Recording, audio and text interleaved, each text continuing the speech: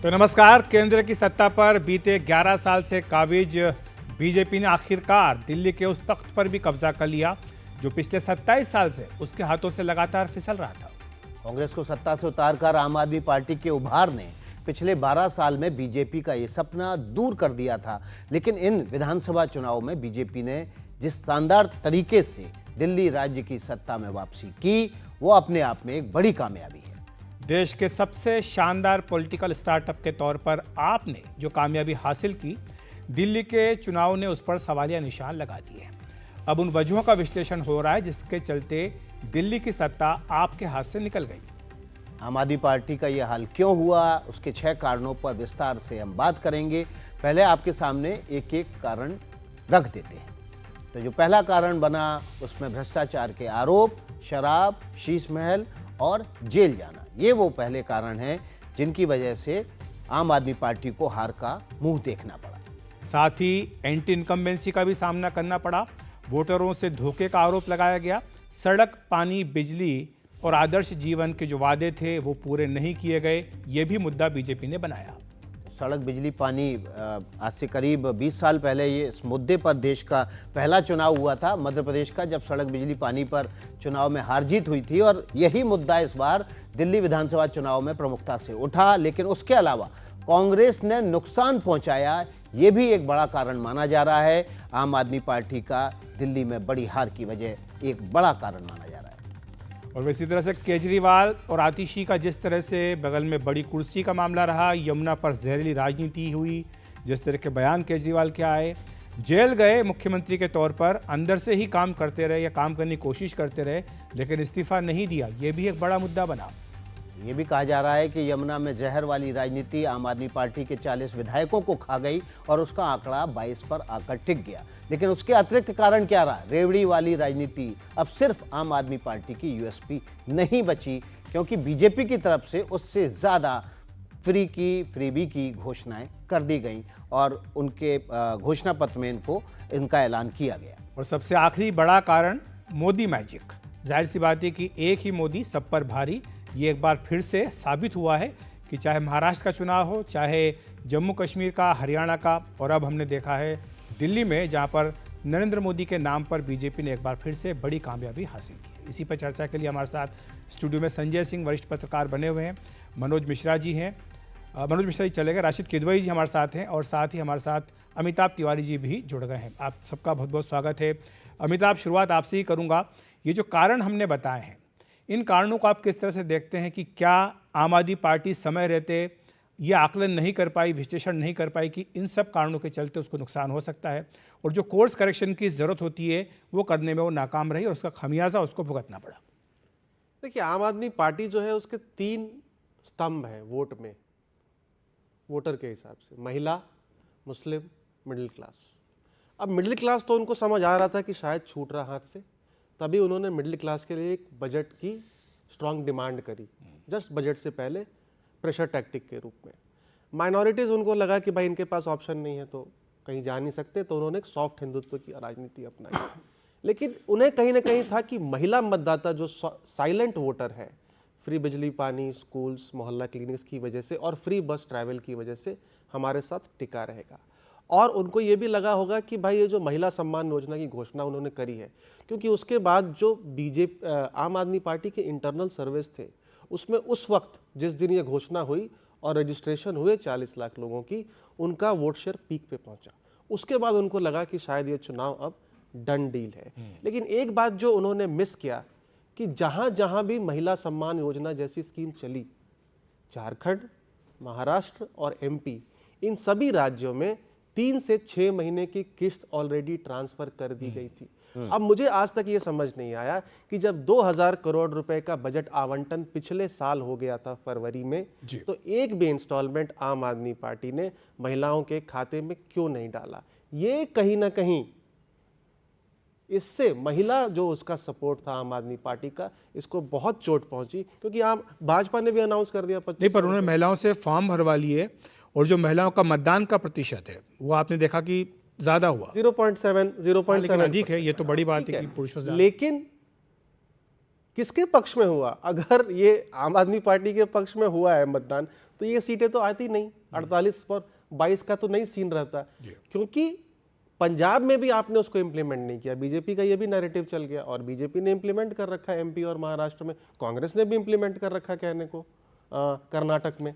तो ये कहीं ना कहीं एक स्ट्रैटेजिक चूक हो गई। मुझे ये समझ नहीं आया, अगर आम आदमी पार्टी का कोई स्पोक्स पर्सन आ रहा है, कोई लीडर आ रहा है, तो उससे ये समझना बहुत जरूरी है कि एक भी इंस्टॉलमेंट क्यों नहीं ट्रांसफर हुई जब बजट में आवंटन ऑलरेडी किया हुआ था। जी राशिद किदवई साहब, आपसे सवाल है, आपको ये 6 कारण हैं, इसमें आपको सबसे ज़्यादा वजन किस कारण को देते हैं? बीजेपी की तरफ से ज़्यादा फ्रीबी की योजनाओं की घोषणा, या आम आदमी पार्टी के खिलाफ एंटी इनकम्बेंसी बहुत ज़्यादा होना? जी, सारी विकास तमाम फैक्टर्स का समावेश में पूरे 6 कहूँगा बड़ा महत्वपूर्ण है। सबसे बड़ी बात मुझे लगता है कि आम आदमी पार्टी का जो वोट बैंक था वो इंटैक्ट रहा। केवल जो मध्यम वर्ग जो भाजपा को लोकसभा में समर्थन देता था और वापस आके असेंबली में अरविंद केजरीवाल को देता था, क्योंकि नयापन, स्टार्टअप, दुनिया भर के फैक्टर थे, इमेज अच्छी थी, वो आपकी वापस नहीं गया। और वही वो जो 4-5% मतलब जो कमी रह गई, मतलब भाजपा का वोट परसेंटेज बढ़ गया, 48-49% हो गया। आम आदमी पार्टी का जो लेकिन झुग्गी झोपड़ी वाला वोटर था, 7 में से 10 में से 7 सीटों पर बीजेपी को वहाँ पर जीत मिली है, 3 सीटें ही ऐसी हैं जो अरविंद केजरीवाल के पक्ष में गई, तो वो वोटर भी टूटा। जी, ये आपने बड़ा दिलचस्प सवाल किया। देखिए विकास, होता ही है कि हम जब किसी समाज के बाहुल, तो उसका कोई ऐसा नहीं होता कि 50-70% हो, वो होते 40-45% है, तो इसका मतलब 55% होते हैं। तो वो उनके वोटिंग पैटर्न पे सब कुछ निर्भर नहीं करता, बल्कि एक जो हम जानते हैं अब होता है काउंटर पोलराइजेशन होता है, काउंटर मोबिलाइजेशन होता है, उससे ऐसे रिजल्ट आते हैं। इसका ये मतलब नहीं कि वर्ग विशेष या वो समुदाय जो है वोट डाल रहा है। जी संजय जी, आपसे समझना चाहेंगे, जो बात हमने एक कारण जिक्र किया है कि यूएसपी जो थी फ्रीबीज को लेकर आम आदमी पार्टी की, वो चली गई क्योंकि कांग्रेस भी वही वादे कर रही थी, बीजेपी भी वही वादे कर रही थी। लेकिन ये बीजेपी ने इसी तरह के वादे करके क्या अपनी जो यूएसपी वो नहीं कम कर लिए या ख़त्म कर लिए? क्योंकि अब बाकी राज्यों में भी जनता उनसे मांगेगी। अब यूपी के चुनाव होंगे, बिहार के चुनाव होंगे, तो वहाँ के लोग पूछेंगे कि आप जब दिल्ली की जनता को दे सकते हैं, महिलाओं को दे सकते हैं, तो आप बिहार की महिलाओं को क्यों नहीं पैसा दे रहे? देखिए, ये अरविंद केजरीवाल ने एक ऐसी बीमारी पैदा कर दी है ना नॉर्थ इंडिया में, जिस बीमारी का वो वायरल फीवर की तरह वो चलता गया है। और एक शिखर पे या अरविंद केजरीवाल का इस बार हार का मिडिल क्लास के लोगों को जाने का, और फ्री एक ऐसी आदत है कि फ्री मिलने लगता है तो आप और भी फ्री वो चाहने लगते हैं, तो इसका असर पड़ेगा एक शेखर पे और डेवलपमेंटल वर्क पे। दूसरी चीज़ जो आप कह रहे थे कि ये आप क्यों रोए, वो जो गाना है ना, जो हमने दास्तां अपनी सुनाई तो आप क्यों रोए, है ना, तो ये जो आपने 6 कारणों की दास्तां सुनाई है और लोग मतलब ये 6 से ज़्यादा कारण बताए, तो उससे आप वो रोने लगे। सबसे मूल चीज़ इसके मूल में ये है, ये 6 कारण जो है और इसके जो इम्प्लीकेशन है, केजरीवाल का खुद का ध्वस्त होना नई दिल्ली में, और मनीष सिसोदिया का ध्वस्त होना जो उनके डिप्टी और सबसे ट्रस्टेड लेफ्टिनेंट है, नंबर 2, आपका दुर्गेश पाठक जो उनके दिल्ली के संयोजक हैं, सौरभ भारद्वाज उनका हारना, और अतिशी का नैरो मार्जिन से जीतना।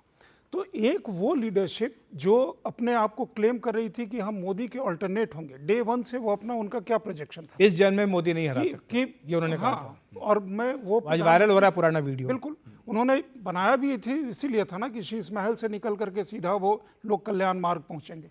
तो ये जो तमाम चीज़ें चली हैं, 6 में से कोई बहुत इंपॉर्टेंट नहीं, इसमें 2-4 और हो तो आप जोड़ लीजिए, मतलब वो तमाम वो चीज़ें हैं जो कारण है।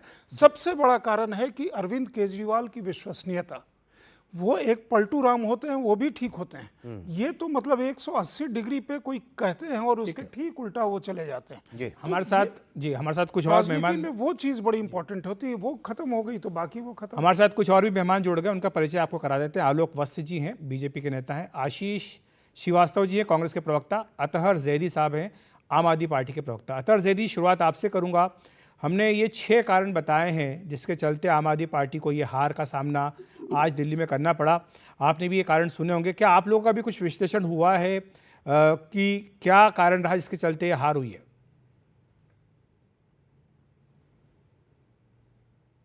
अतहर जैदी साहब, अगर आप मुझे सुन पा रहे हैं, अतहर जैदी,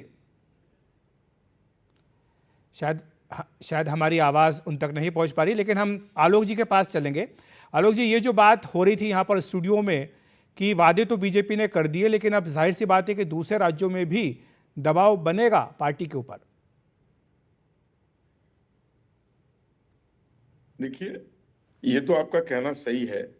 अगर दिल्ली में 500 रुपए में सिलेंडर मिलेगी, और दिल्ली का बिहार का बहुत तगड़ा संबंध है, बहुत बिहार के लोग यहाँ आके बसे हुए हैं, और अब उनकी वोट की संख्या भी बहुत ज्यादा है।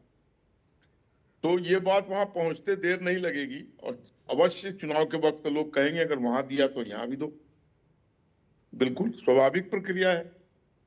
मैं भी रहता तो मांगता कि वहां दे रहे हो तो मुझे क्यों नहीं दे रहे हो।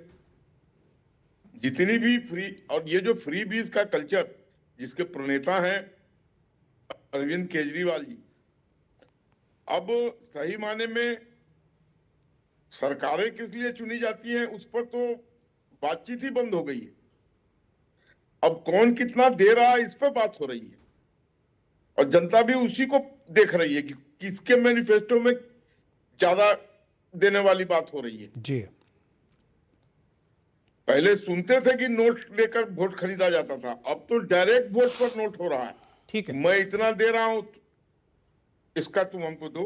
और दो जो मुख्य कारण है केजरीवाल जी के हारने का, एक तो वो ये तय नहीं कर पा रहे थे कि वो नेशनलिस्ट पार्टी है कि रीजनल पार्टी है। हर स्टेट में जाके चुनाव लड़ा देना अपने लोगों को, न वहां संगठन है न वहां कोई नेता है, लेकिन 90 के 90 हरियाणा में लड़ा दिए, उत्तर प्रदेश में लड़ा दिए, उत्तर प्रदेश में लड़ा दिए, महाराष्ट्र में लड़ा दिए। जी आलोक जी, तो आधा टाइम तो उनका तो आलोक जी, आपकी बातों से ऐसा लग रहा है कि बिहार में चुनाव होंगे तो आप कहेंगे कि बीजेपी वहां घोषणा पत्र में लिखे कि वहां 2400 रुपए महिलाओं को दिए जाएंगे, 500 रुपए का सिलेंडर मिलेगा, 10 लाख तक का जो इलाज मुफ्त मिलेगा, और तमाम जो इस तरह की घोषणाएं की गई हैं। देखिए, मैं नहीं कह रहा हूं, ये वहां के लोग डिमांड करेंगे जिनको पता लगेगा कि दिल्ली में इस तरीके की चीजें दी जा रही हैं। तो लोगों की डिमांड से ही तो घोषणा पत्र भी तैयार होता है।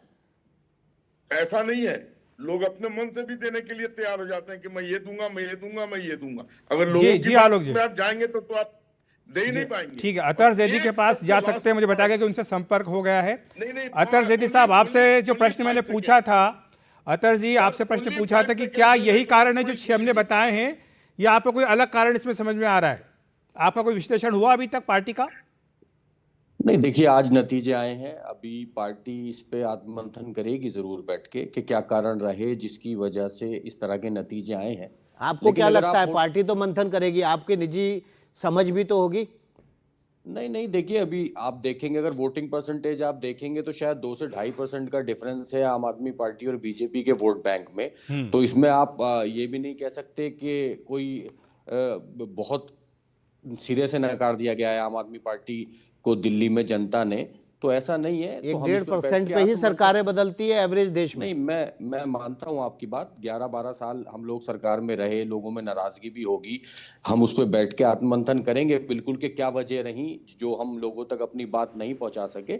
वरना आप देखिए, दिल्ली में हमने 12 साल शानदार काम किया, 15 साल एमसीडी का राज था बीजेपी का दिल्ली में, उसकी जिम्मेदारी भी दिल्ली की जनता ने, बीच में चुनाव हुए तो वो हमें दी थी कि आप एमसीडी को भी संभालिए, और दिल्ली की जनता से हमें हमेशा प्यार मिला है। चाहे किसी भी विधानसभा के बीच में उपचुनाव हुए हों, उनमें भी हमें दिल्ली की जनता ने प्यार दिया। अच्छा, आप मानते हैं कि बिजली, सड़क, पानी, गंदगी, इसने दिल्ली का खेल बदला, या आप मानते हैं कि दिल्ली में एकदम ड्राई क्लीनिंग सड़कें हुआ करती थी, चमचमाती पेरिस की तरह सड़कें थी, और पानी यमुना का तो कल ऐसा बह रहा था जैसे यमुनोत्री से अभी निकली हूँ? नहीं, देखिए जहां तक आप यमुना की बात कर रहे हैं, हमारे सीएम ने जब भी प्रेस कॉन्फ्रेंस की यमुना के मुद्दे पे उन्होंने कहा कि ये काम ऐसा है जिसका मैंने वादा किया था, जिसको मैं पूरा नहीं कर पाया, बट मैं आने वाले वक्त में आपसे वादा करता हूं कि मैं उसको जरूर पूरा करूंगा। हमने उसको एडमिट किया और हम उसको आज भी करते हैं। लेकिन ठीक है, दिल्ली की जनता का जो भी मैंडेट है हम उसको सरमाथे रखते हैं। बिल्कुल, उनको अगर लगता है कि हमारे काम में कोई कमियां रही हैं, हम उसका आत्ममंथन करेंगे, और हम बिल्कुल इसको एक नई शुरुआत की तरह लेंगे। विपक्ष में अगर उन्होंने हमें बिठाने का मैंडेट दिया है, हम एक मजबूत विपक्ष की भूमिका निभाएंगे, और बिल्कुल दिल्ली की जनता की आवाज को ऐसे ही उठाते रहेंगे, अतर जी, सरकार से सवाल करते रहेंगे। अतर जी, क्या आपको लगता है कि कांग्रेस भी एक हार का कारण रही है? नहीं, देखिए कांग्रेस एक नेशनल पार्टी है। कांग्रेस की 15 साल दिल्ली में भी सरकार रही है और बहुत देश की सबसे पुरानी पार्टी है। उनको बिल्कुल चुनाव लड़ने का हक है। हम ये नहीं कह सकते कि कांग्रेस को चुनाव नहीं लड़ना चाहिए था। कांग्रेस ने चुनाव लड़ा, बिल्कुल लड़ा। उनकी अपनी पार्टी है, उनके अपना फैसला है। लेकिन हम ये जानते हैं कि हम जो एक्सपेक्ट कर रहे थे कि हमने जो दिल्ली में पिछले 10 साल में जनता की वेलफेयर में काम किए हैं और हमको एक थंपिंग मेजोरिटी दिल्ली की जनता देगी, वो हमें नहीं मिल पाई। तो हम उसके लिए किसी को दोषी नहीं ठहराते कि वो क्यों लड़े तो हम उसकी वजह से हार गए या वो लड़े। नहीं, हो सकता है हमारे अंदर कोई कमी रही होगी, हम जनता तक अपना मैसेज नहीं पहुंचा पाए, या हमारे कुछ नेताओं के खिलाफ कोई नाराजगी थी या क्या थी। इस पे बैठ के हम चर्चा करेंगे बिल्कुल, और देखेंगे कि हम किस तरह से उन कमियों को आने वाले वक्त में दूर करेंगे और आने वाले वक्त में अपनी परफॉर्मेंस जब भी चुनाव होगा दिल्ली में और बेहतर करने की कोशिश करेंगे। अतः जयदी जी, जब भी चुनाव होते हैं इस तरह की प्रचंड हार होती है, तब हर पॉलिटिकल पार्टी में एक कल्चर है, संस्कृति है कि हार की जिम्मेदारी कोई एक व्यक्ति लेता है और आमतौर पर जो पार्टी का उस समय का सरमौर होता है वो इस जिम्मेदारी को लेता है। तो आपके यहाँ इस जिम्मेदारी हार की कौन लेगा? मुख्यमंत्री आतिशी लेंगी या पार्टी के राष्ट्रीय संयोजक अरविंद केजरीवाल? देखिए, आज ही चुनाव के नतीजे आए हैं। शायद अभी एक आध सीट कोई ऐसी है जिस पे भी काउंटिंग शायद चल भी रही हो, पूरी तरह से चुनाव के नतीजे भी नहीं आए हैं। आप बेफिक्र रहिए, जिसकी भी जिम्मेदारी जहां तय होगी हम बैठ के बात करेंगे। जहां भी गलतियां हुई हैं हम उसका, मैं फिर कह रहा हूं कि हम उसको फिर से देखेंगे कि कहाँ कहाँ गलतियां हुई हैं। तो जिसकी भी जिम्मेदारी होगी वो जिम्मेदारी लेगा, बिल्कुल नेचुरल है। और फिर मैं वही कहूंगा कि 2% 2.5% वोट का फर्क है, ठीक है। अब आज बीजेपी को मैंडेट मिला है, अब उसमें मैं कोई इसको वो नहीं, ये नहीं कहूंगा कि वो ठीक है 2% हमसे ज्यादा वोट लाए हैं, उनकी जीत हुई है, उनको मुबारकबाद।